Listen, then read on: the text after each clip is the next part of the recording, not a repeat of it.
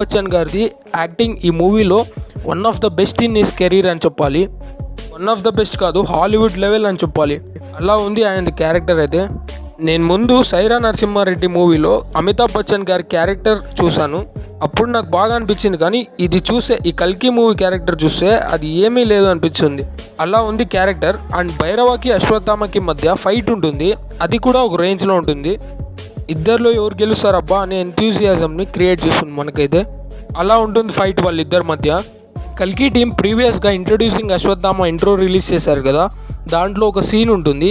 అదేంటంటే అశ్వత్థామ తన ఆయుధంతో వితిన్ సెకండ్స్లో దీపాన్ని వెలిగిస్తాడు. ఇప్పుడు మీకు కనిపిస్తుంది కదా అదే సీను. అండ్ ఆ సీన్ అయితే లేదు. అండ్ ఇంకో సీన్ ఏంటంటే కల్కి టీజర్లో లాస్ట్లో చూపించే సీన్, ఆ సీన్ కూడా లేదు. ఆ సీన్ టీజర్లో చూపిస్తారు. లాస్ట్లో అశ్వత్థామ ఆయుధం వేస్తే భైరవ జస్ట్ తప్పించుకొని అండ్ ఫేస్ను తిప్పి అశ్వత్థామ వైపు చూస్తాడు. ఆ సీన్ కూడా లేదు.